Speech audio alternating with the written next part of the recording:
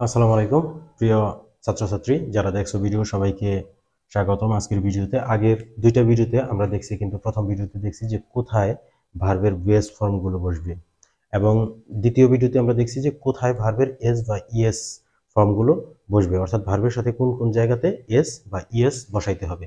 তো আজকের ভিডিওটা একটু স্পেশাল, কারণ আগের দুইটা ভিডিও একসাথে একত্রে এখানে আলোচনা হবে। এখানে ভার্বের কোনো কোনো জায়গায় বেস ফর্ম থাকবে এবং কোনো কোনো জায়গায় ভার্বের সাথে এস বা ইএস বসাইতে হবে। এখন দেখো যে ওই দুইটা ভিডিওর সমন্বিত রূপ দেখো। এখানে প্রেজেন্ট ইনডিফিনিট টেন্স হওয়ার শর্ত, অর্থাৎ প্রেজেন্ট ইনডিফিনিট টেন্সগুলো কোন কোন জায়গায় আমরা অ্যাপ্লাই করব, কি কি কারণে, যেসব কারণে, অনেক কারণে কিন্তু প্রেজেন্ট ইনডিফিনিট টেন্স হবে। এখন দেখো, এই শব্দগুলো যদি সেন্টেন্সের মধ্যে থাকে তাহলে অবশ্যই সেটাকে প্রেজেন্ট ইনডিফিনিট টেন্স করতে হবে।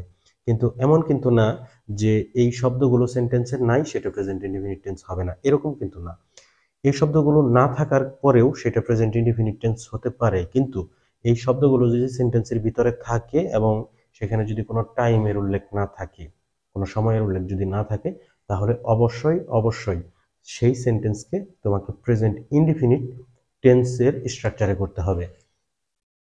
তো প্রেজেন্ট ইনডিফিনিট টেন্সের স্ট্রাকচারে তুমি যখনই করবা, তখন আমি আগের ভিডিওতেই বলছি যে প্রেজেন্ট ইনডিফিনিট টেন্স যদি হয় সেখানে আমাদের ভার্বের দুইটা ফর্মই হওয়ার চান্স থাকে। একটা হচ্ছে ভার্বের বেস ফর্ম, আর একটা হচ্ছে ভার্বের সাথে এস বা ইয়েস। তো আগে নিশ্চিত করতে হবে যে সেন্টেন্সটা প্রেজেন্ট ইনডিফিনিট টেন্স কিনা।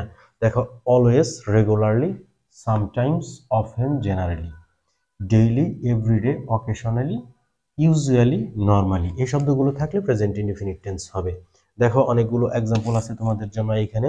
Example number 1, he always slip in the morning. তাহলে দেখো, অলওয়েজ এই শব্দটা থাকার কারণে কিন্তু সেন্টেন্সটাকে আমাদেরকে প্রেজেন্ট ইনডিফিনিট টেন্সেই করতে হবে। এখন যদি প্রেজেন্ট ইনডিফিনিট টেন্স হয়, তাহলে এই যে ভার্বটা আছে, এই ভার্বের বেস ফর্মটা বসাবো আমরা, নাকি ভার্বের সাথে এস বা ইএস আমরা যুক্ত করব? কি করব আমরা? দেখো, সাবজেক্ট যদি প্রেজেন্ট ইনডিফিনিট টেন্সে হি, শি, ইট হয়, তাহলে ভার্বের সাথে এস বা ইএস যুক্ত হয়। সাবজেক্ট হচ্ছে আমাদের এখানে হি, সুতরাং আমরা এই ভার্ব স্লিপ এটার সাথে আমরা এস যুক্ত করে দিব। He always sleeps in the morning. Example number 2, a good boy learn his lesson regularly. দেখো, রেগুলারলি শব্দটা এখানে থাকার কারণে, দেখো এখানে কোথায় রেগুলারলি আছে, এখানে এই রেগুলারলি শব্দটা সেন্টেন্সে থাকার কারণে আমরা প্রেজেন্ট ইনডিফিনিট টেন্সের স্ট্রাকচার ধরে করব। প্রেজেন্ট ইনডিফিনিট টেন্সের স্ট্রাকচার হচ্ছে সাবজেক্ট প্লাস ভার্বের প্রেজেন্ট ফর্ম প্লাস অবজেক্ট। এখন ভার্বের প্রেজেন্ট ফর্মের সাথে যদি এস বা ইএস আমাদেরকে না বসাইতে হয়, তাহলে সেটা বেস ফর্ম হবে। আর এস বা ইএস যদি বসাইতে হয়, সেটাও আমরা দেখব। দেখো, এখানে এ good boy learn his lesson regularly, regularly থাকার কারণে আমরা প্রেজেন্ট ইনডিফিনিট টেন্স করব। আমাদের এখানে ভার্ব হচ্ছে লার্ন। তাহলে এখন দেখো, সাবজেক্টে আমাদের কি? এ গুড বয়, একটা ভালো ছেলে, একজন ভালো ছেলে, অবশ্যই এটা সিঙ্গুলার, একক ব্যক্তিকে বোঝানো হয়েছে। আর একক ব্যক্তিকে বোঝানো হইলে ওই যে হি, শি, ইট প্লাস একক ব্যক্তি বস্তু প্রাণী, একটা ব্যক্তি বস্তু প্রাণী হলে ভার্বের সাথে এস বা ইএস হবে। এ গুড বয় লার্নস হিজ লেসন রেগুলারলি। দেখো, এখানে আমরা শুধু এস যুক্ত করলাম, কেন ইএস আমরা যুক্ত করি নাই? কারণ হচ্ছে আমাদের ওই যে শর্ত থাকে যে ভার্বের শেষে যদি S, double S, CH, SH, X ও জেড এইগুলো যদি থাকে তাহলে ইএস বসাইতে হবে। এইগুলো না থাকলে তাহলে এস বসাবো। পি, এই পি থাকার কারণে আমরা শুধুমাত্র এস যুক্ত করলাম। এখানে দেখো লার্ন, এন, শুধুমাত্র এন, যার কারণে আমরা এস এখানেও কিন্তু যুক্ত করে দিছি। 3 নাম্বার এক্সাম্পলে আসো, you watch television often. Often থাকার কারণে আমরা অবশ্যই অবশ্যই প্রেজেন্ট ইনডিফিনিট টেন্সে করব। আমাদের ভার্ব হচ্ছে এখানে ওয়াচ। দেখো, watch, you watch television, ch, s, s, double s, sh, ch, তাহলে সিএইচ আছে এখানে, যার কারণে আমরা ইএস বসাবো। Watches, you watches television, sorry এখানে কিন্তু দেখো যে ইউ, এই ইউটা কিন্তু হি, শি, ইটের অন্তর্ভুক্ত না, এবং এটা কিন্তু একক ব্যক্তি বস্তুকে বোঝাইছে।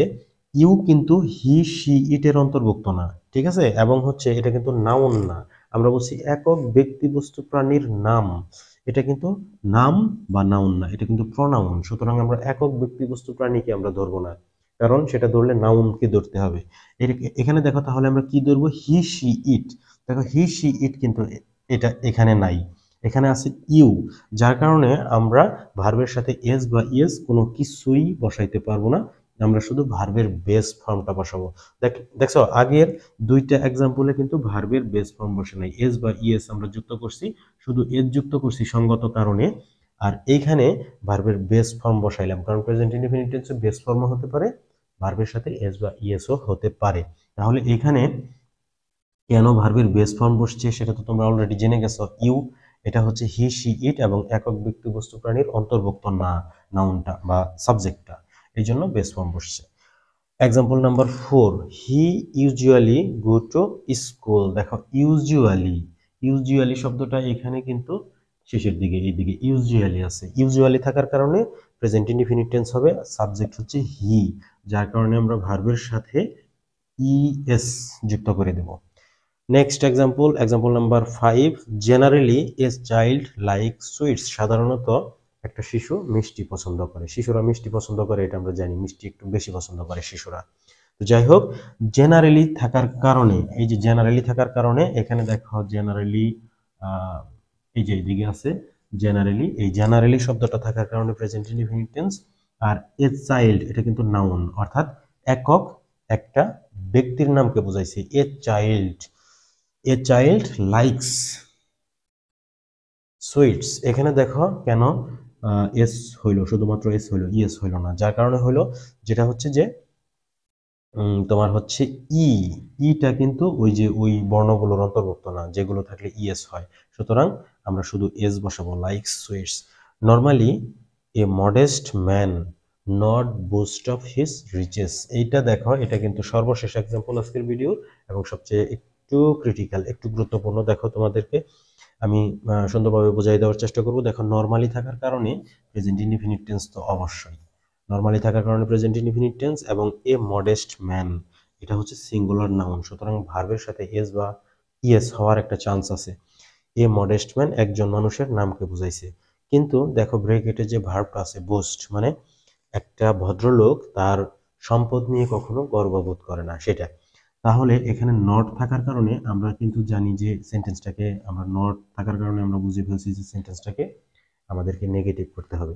কিন্তু আমাদের তোমরা অবশ্যই জেনে রাখবা, আর যারা ভিডিও দেখছো তারা খাতা নিয়ে বসতে পারো, খাতায় নোট করে রাখতে পারো, ছোট ছোট করে নোট করে রাখতে পারো, যেটা হচ্ছে যে আমরা কিন্তু নেগেটিভ করার জন্য অবশ্যই কিন্তু আমাদের অক্সিলারি ভার্বের সাথে নট বসাইতে হবে। সরাসরি কোনো সেন্টেন্সে ভার্বের আগে বা পরে নট বসানো যাবে না, অবশ্যই কোনো নেগেটিভ অক্সিলারি ভার্ব বসাইতে হবে, তারপরে আমাদের নট বসাইতে হবে সেই অক্সিলারি ভার্বের সাথে। দেখো নরমালি কিন্তু প্রেজেন্ট ইনডিফিনিট টেন্সে কোনো অক্সিলারি ভার্ব থাকে না, প্রেজেন্ট ইনডিফিনিট এবং পাস্ট ইনডিফিনিট এই দুইটা টেন্সে সাধারণত অনেক সময় অক্সিলারি ভার্ব থাকে না। বাদ বাকি তোমার হচ্ছে বাকি 10টা টেন্সে কিন্তু অক্সিলারি ভার্ব, কোনো না কোনো অক্সিলারি ভার্ব থাকে। তাহলে প্রেজেন্ট ইনডিফিনিট এবং পাস্ট ইনডিফিনিটে যদি অক্সিলারি ভার্ব না থাকে, সেক্ষেত্রে আমরা নেগেটিভ বা ইন্টারোগেটিভ অথবা নেগেটিভ ইন্টারোগেটিভ কিভাবে করব, অক্সিলারি ভার্ব ছাড়া তো করা যাবে না। সেক্ষেত্রে আমরা ডু, ডাজ, ডিড এই তিনটা ভার্বের হেল্প নেব, অর্থাৎ প্রেজেন্ট ইনডিফিনিট হলে ডু বা ডাজ এবং পাস্ট ইনডিফিনিট হলে ডিডের হেল্প নেব সেন্টেন্সকে নেগেটিভ ইন্টারোগেটিভ অথবা নেগেটিভ ইন্টারোগেটিভ করার জন্য। তাহলে এখানে দেখো সেন্টেন্সটাকে যেহেতু নেগেটিভ আমাদেরকে করতেই হবে এবং অক্সিলারি ভার্ব নাই, তাহলে অবশ্যই ডু বা ডাজ নিব, যেহেতু প্রেজেন্ট ইনডিফিনিট টেন্স আমাদেরকে করতে হচ্ছে নরমালি থাকার কারণে। তাহলে দেখো যে নরমালি এ মডেস্ট ম্যান, তাহলে এখানে আমরা যদি ডু নেই, দেখো ধরো আমরা বললাম যে normally a modest man do not boast of his riches, তাহলে এখানে ডু কেন দিব, বিষয়টা হচ্ছে ডু কিন্তু এখানে দেওয়া যাবে না। দেখো কেন ডু দেওয়া যাবে না, কারণ হচ্ছে এ মডেস্ট ম্যান এটা কিন্তু একটা সিঙ্গুলার নাউন, একক ব্যক্তির নাম, আর প্রেজেন্ট ইনডিফিনিট টেন্সে একক ব্যক্তির নাম বোঝালে ভার্বের সাথে এস বা ইএস বসবে। তাহলে সেই শর্ত অনুযায়ী আমরা অক্সিলারি ভার্বের সাথে ইএস অর্থাৎ ডাজ বসাই দেব। তাহলে আমাদের সঠিক উত্তর হচ্ছে normally a modest man does not boost of his riches. তাহলে এখানে দেখো যে এখানে ভার্বের সাথে কিন্তু আবার অনেকেই তোমরা বুস্টের সাথে এস বা ইএস যুক্ত করতে পারো, কিন্তু সেটা কিন্তু আর করা যাবে না। এই ভার্বের কিন্তু সবসময় বেস ফর্ম বসবে এইখানে। কারণ হচ্ছে তুমি যে এস বা ইএসটা বসাইতে সেটা কিন্তু অক্সিলারি ভার্ব ডুর সাথে তুমি বসাই দিয়েছো ইএস। সুতরাং এইখানে আর এস বা ইএস করার তোমার কোনো দরকার নাই। আর আরেকটা রুলস তোমরা প্রথম ভিডিওতে তোমরা কিন্তু জেনে গেছো, আমি তোমাদেরকে বলছি যে বেস ফর্ম হওয়ার শর্তগুলো কি কি। সেন্টেন্সে যদি ডু ডাজ ডিড থাকে তাহলে তারপরে যে ভার্ব থাকবে সেই ভার্বের বেস ফর্ম বসবে।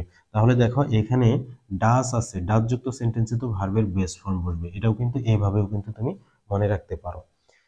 আবার আমি আরেকটু ফিরে যাব এক্সাম্পল নাম্বার 3 এর দিকে। You watch television often. তাহলে এইখানে এইটা যদি হি সি ইট বা সিঙ্গুলার নাউন হইতো তাহলে কিন্তু এই ভার্বের সাথে কিন্তু এস বসতো না, অবশ্যই ই এস বসতো। কারণ সি এইচ থাকার কারণে এইখানে কিন্তু সে ই এসটাকে গ্রহণ করতো। তো আজকের ভিডিওটা আমি মনে করি আসলে তোমাদের জন্য একটু স্পেশাল, কারণ হচ্ছে এই রুলসগুলো কিন্তু তুমি কোনো বইয়ে বা কোনো অন্য কোনো জায়গায় কোনো এইভাবে আহ, এত ডিটেলস কিন্তু পাবা না। তো আশা করি তোমাদের জন্য অবশ্যই হেল্পফুল হবে ভিডিওটা। আর শিখতে থাকো, পরবর্তী ভিডিওর জন্য অপেক্ষা করতে থাকো। Thanks for watching this video. Thank you.